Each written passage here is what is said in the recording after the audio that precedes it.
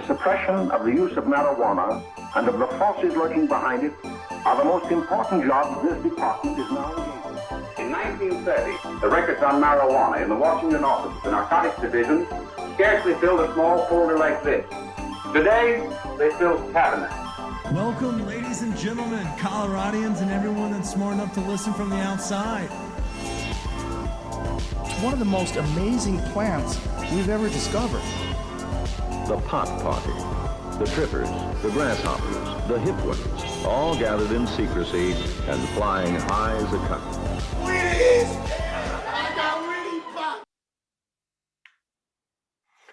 Welcome back, ladies and gentlemen, to another week of Stoned Appetit. With your host, as always, it's me, Kip, and across the screen, I got CB. How are you, Chris? I'm doing spectacular, coming back from a wonderful weekend. The weather here is nice. I mean, it's that fake spring again. Yeah, we're now, I truly believe we're in the fake spring season, because every time, like, for those that are listening here on Tuesday, it didn't fucking snow today. It rained instead of getting snow. And obviously we'll still get that like May snow sometime down the pike. But yeah, I'm going to officially call it spring season, as I went to the gym and I'm starting to work out so that I can look a little bit just better as well. Blasting your buys. Yeah, working on the buys and tries, getting the legs ready for camping season. Sure as fuck not hiking season. But yeah, so we got a great episode for our listeners today. But before we get started, we got to do a shout out. We want to shout out our sponsors, our friends over at Seed & Smith. I know we saw Robbie at the Groovy Gravy event on Saturday, which we'll talk about. But, in addition to popping seeds over there, Seed & Smith is popping hella great flower coming out at their location of Oakland Street. You can find their products across the metro area just by going to www.seedandsmith.com. And everyone sees our pictures of us loving on that dart pen, but we would be remiss if we didn't remind folks that they've got the heat when it comes to flower, concentrates, 510 cartridges, and of course the old reliable. So, the dart carts. We love them dearly. We love working with them. They're one of our favorite folks to see out and about in the community. And it's because they're good people over there at the company as well. So thank you to Seed & Smith, not only for hooking us up with this month's care package of products. As we're ramping up April, we're fired up to be doing some 420 events all across the city and including working with Seed & Smith. So check them out. If you're wondering where you can get dart cartridges, where you can get any of their products, www.seedandsmith.com. And our second sponsor, Chris, our friends that everyone probably remembers from our food dinner last week. They are the folks that are making a really sexy flower right back in our own neighborhood. And that's our friends over at Callie's Cannabis. You can cook with it. You can smoke it. You can do whatever you want, because they're doing some primo production over there on Kenosha Court. And they have 3 locations across the city. They have one, North Glen up north, like 132nd. They've got their location on Larimer Street, which is kind of their flagship store. It's got everything you could ever need: bells and whistles, candies, products, everything, including their flower on the shelf. And then they have their grow and their dispo over at Kenosha Court. So check them out on social media. It's at shop, SHOPPE, Callie's, or go to their website, www.calliescannabis.com, and you can find out where the location nearest you. And don't forget, they have a killer rewards program. So every dollar you spend, you bank $1 as well that you can cash in at a later time. And they have different deals every single day of the week. So as you're listening to this, I don't know what Tuesday is, maybe Terp Tuesday. So it's concentrates, all you can get over there. Go load up on shatter wax, whatever you're looking for. They've got the rosin, Mountain Select, some of our favorite products on the market. They've got them all over there. So go check them out. Callie's Cannabis. Woo! All right, Chris. So we kind of teased a little bit about the weekend and, the Groovy Gravy event, our dinner event. But let's start off with your weekend. You had a pretty kick-ass time, and I think it's a very relatable vacation spot for those that are listening that are in the Rocky Mountain region. How was Santa Fe? Oh, I mean, it's as good as it ever was. But before I get into my weekend, I just want to say shout out to hitting 20K. Like, Woo-woo! much love to our followers. Wish I would have been in town to celebrate.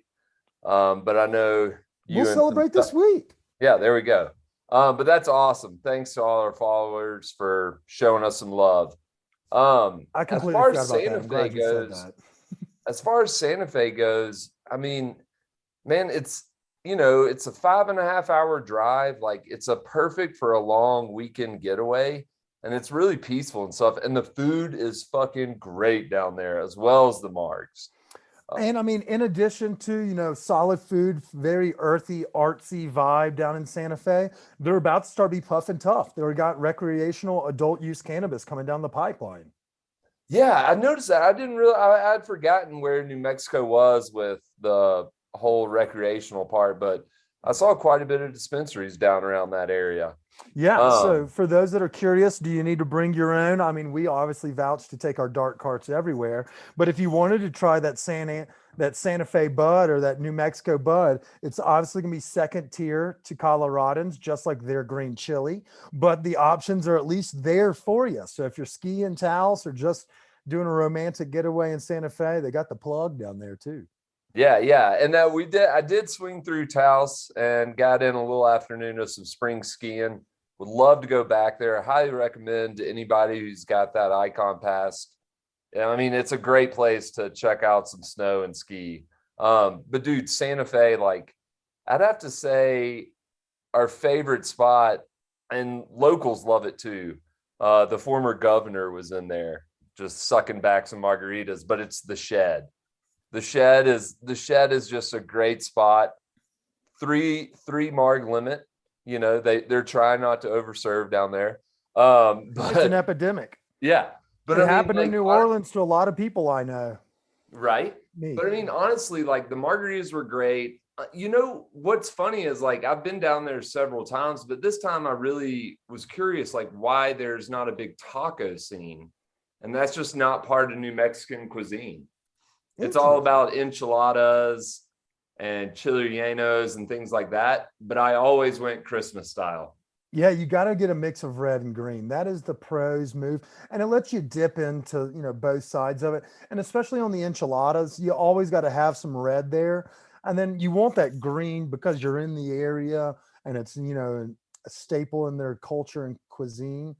But red is king. And I'll say that to any Coloradan right to their goddamn face.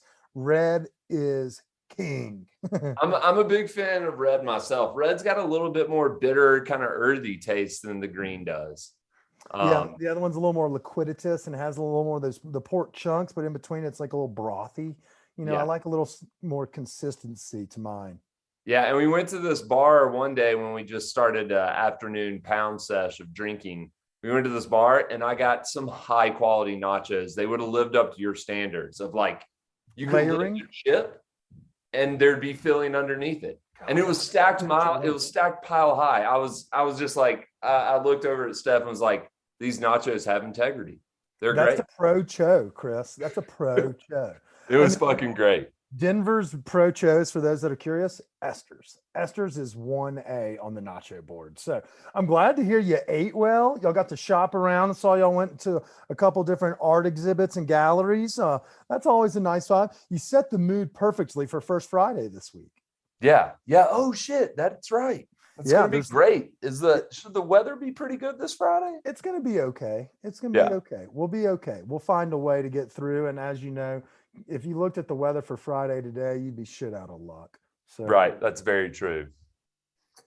Okay, so, like, since I wasn't here for the dinner, how did dinner number 2 go? Chris, dinner number 2 went really well. Obviously the dinner was fantastic. The food across the board was great. I we didn't have to do as much, like where you and I were kind of helping work the room last time. Merlin and his staff killed it. The food was great. That was great. But our sponsors went above and beyond this time. The Platinum Brands, Amy over there with Taste Buds and Ebb, they had a great little booth set up for all the edibles. The Kush Bar from Bloom County was decadent. Obviously, for those that don't know, Bloom County's got really great flower. And so they were a perfect fit for this opportunity. And we mentioned Mountain Select earlier. They helped us curate a dab bar. So there were instructional video or instructional assistants for those that maybe aren't regular dab folks to show you, optimal temperature, Puffco or open flame, all of those things. And then they brought some flavors for folks to try that have yet to hit the market. So the dinner event continues to pipe, Chris. Was the dab setup a big hit? It went well, and I'll say people were blitzkrieged this time. Yeah. So the next one, we're going to do our next one in May. For those that are listening, we're going to let the pros have 420 in April. But we've got some really cool shit coming down the pike, Chris. We want to do a little breaking news before our guests join us on the pod today. And I'm quit my job. I quit my job. For those that are listening, this is my last week at my day job. And from going forward, I'm going to do content full time. So we won't have to be subjected to the influencers that are pushing shitty chain Mexican food. We won't have to listen to those assholes that have video series trying to pump restaurants. We're going to do it the right way, Chris. We're going to go out, man on the street style. We're going to eat well. Obviously, when you're not at work, we're going to have you joining me. And then when you're not available, I'm going to be eating lunch stoned to the bone by myself. So it'll be a lot of Steven Glansberging, but at the same time, hopefully we can lay the foundation and the groundwork over the next coming months, year, to have you quit the job as well. And then we can just gallivant like a couple of stoned Bourdains around the country and world. Yeah. That's going to be fucking awesome. And I don't think people realize, it's not the easiest thing to try to do all this while you're managing an actual job. No, in fact, it sucks. Yeah. And it's not that I didn't like my day job. I liked the people I worked with, but having to be on a computer at 7 a.m. and then being responsible for things you don't give a shit about when you just want to be out there doing hood rat shit with your friends, or, making sure that the proper businesses are getting the love, but because you have to sit at a goddamn desk every day, you're not able to. Right. So I'm glad that I've been able to kind of network, and we found some folks, and we've got some really big stuff coming down the pike is all I can say right now. As we get closer and further along in the calendar year, you'll start to see some of this content come to fruition. You'll start to see it, and it's going to be a lot of fucking fun, Chris. We're going to make this podcast kick ass. We're going to do we're going to do big things this year. You ready? I'm excited. Fuck yeah. All right. So the last thing, that was our announcement. But for those that are listening and have been following along for the last couple of weeks, new followers galore. We want to shout out to all those that have been supporting us. It's because our March Madness bracket has been on the fucking Explore page every single week. And now this week, as you're listening to this, we're wrapping up the Elite 8 and we're going into the Final 4. So again, shout out to our friends Bar Green Ellington, who are the restaurant supply stop, the one-stop shop for your restaurant supplies here in town. If you're opening a restaurant or you got one, give them a shout out. They'll help you get the place stocked.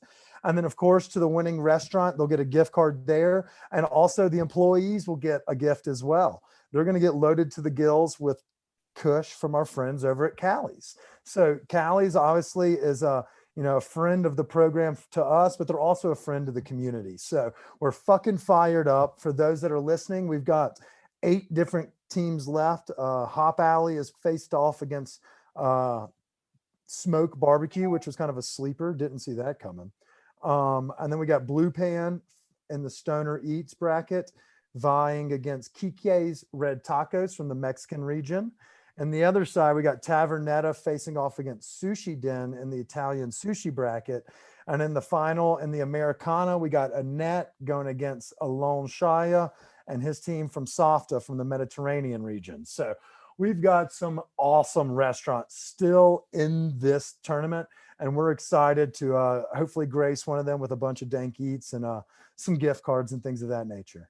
Yeah, dude, this has been awesome. I loved how close some of the matchups have been. And I love that restaurants have gotten engaged and are like, come on, guys, vote for us. It's been fucking fantastic.